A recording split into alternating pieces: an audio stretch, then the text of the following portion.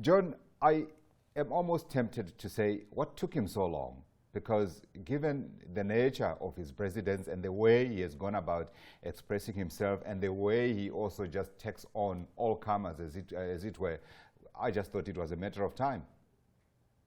Well, I worried about the same thing because the stakes for South Africa in the U.S. economic relationship are quite high. Donald Trump is at the height of irresponsible behavior, as you know, and he cares nothing about Africa. But given the problems that he's had with the courts, with two of his closest aides being indicted and then convicted this week, that he wanted a distraction, I think. And so he picked up on the Tucker Carlson comment, and he then tweeted to 50 million of his followers about an issue which is intended to inflame racial divide, because it's going to be appealing to the same white nationalists who were so outspoken on behalf of the farmers here and in Zimbabwe. So how do we take what he has done? Do we take the view, as you have done, that this is meant as a distraction with economic costs, though, or do we gird down for a longer fight, given what we've seen happening with Turkey?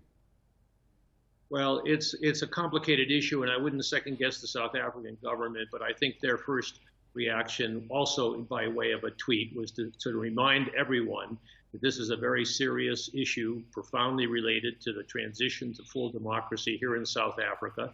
It's being handled in the deliberative way. Security concerns that face farmers or any other citizen are certainly a legitimate concern, but not to be hyped up and internationalized the way Donald Trump has done so.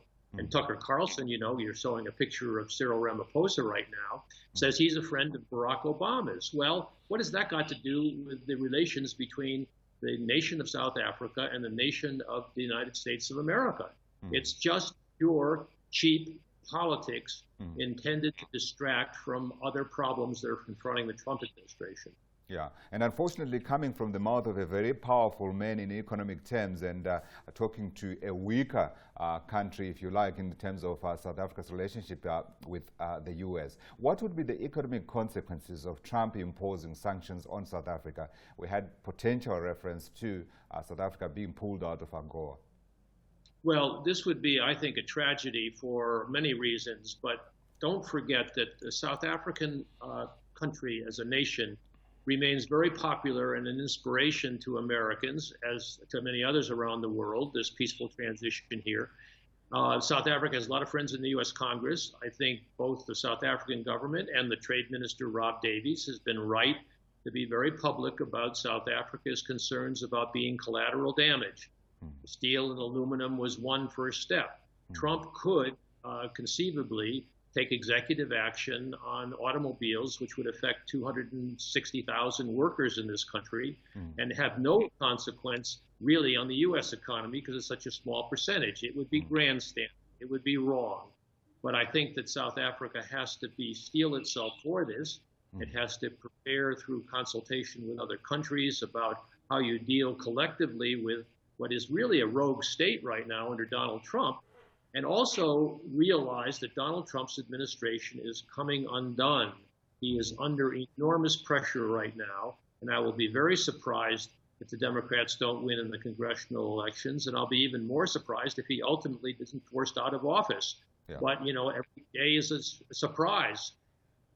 Absolutely. That's what I was actually going to ask you next. I was going to try to find out from you if it's not a question of just trying to outlast this man who does seem to be not on his knees. I think there's still a long way to go in terms of the processes that would need to take place for him to be finally taken out of office, or perhaps for him to voluntarily leave office. Though that one, I think you can sort of count it out.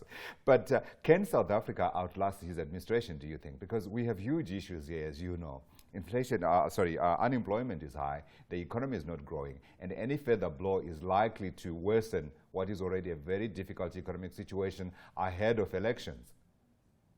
Well, the South Africans, people and government have gone through a difficult period in the last several years and proven to be a resilient democracy. There's a lot of goodwill that South Africa engenders in the world. I think Cyril Ramaphosa is right to celebrate the centennial of Nelson Mandela's birth as not just a South African a global issue of inspiration. It's placed the soft power of this country. There is obviously huge problems here, and the U.S. embarrasses me when it becomes part of the problem rather than part of the solution. There's a lot of goodwill at multiple levels between Americans and South Africans, but this has been a problematic relationship going back to the apartheid era and the struggle for racial justice down here when the U.S. was allied with the apartheid regime. Yeah. So these are not problems for someone like Lindiwe Sisulu, the foreign minister, but it does have to be handled professionally and carefully, and unfortunately the Donald Trump administration is incapable of doing that. Yeah, some people have suggested that perhaps it's an opportunity for South Africa to diversify a little bit. I don't agree with that position. I think South Africa can continue to diversify while keeping the U.S. relationship. Do you think it's an opportunity for South Africa to look east as Bob Mugabe, or well, Bob Mugabe's predecessor, as a successor, is now trying to do after a difficult election in Zimbabwe? Well, I think that the South African diversification of relationships is a very good one, and the problems that are going on next door in Zimbabwe are very real. There's an irony in the Trump tweet is that I always felt Thabo Mbeki was trying not to have the land issue unnecessarily politicized in this country, and I'm sure Cyril Ramaphosa, which is a very real issue, is trying to do the same. Unfortunately, the United States is not being cooperative right now. But I think South Africa is right to maintain its good relations with all countries that it possibly can and keep its own counsel on its own self-determination and its own political resolution of very real problems here. Having U.S. help would be important in my mind, but if it doesn't come, we just hope others will step up to the plate. Absolutely. It's a difficult one. And I talked to Kusela Diko, the spokesperson for the president, earlier on in the program. One of the questions I asked her was how the government was going to respond, and she said that they have asked for a chat with the U.S. ambassador, and I suppose they can only sit tight, can they? I mean, there's not much that you can do. You don't want to antagonize the men, but at the same time, you just don't want to appear like you are cowering under the onslaught. Well, the South Africans don't cower, and their tweet suggested that. But you make a reference to the ambassador. There is no ambassador in South Africa because Donald Trump hasn't gotten around after 18 months to even nominate anyone for that position.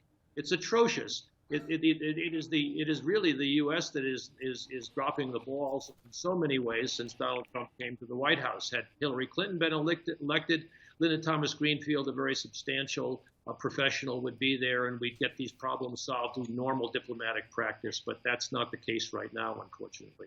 Unfortunately, and we're using a lot of words there that are really sad to be using in a discussion about diplomatic relations as well as economic relations. But thank you, sir, for joining us this afternoon.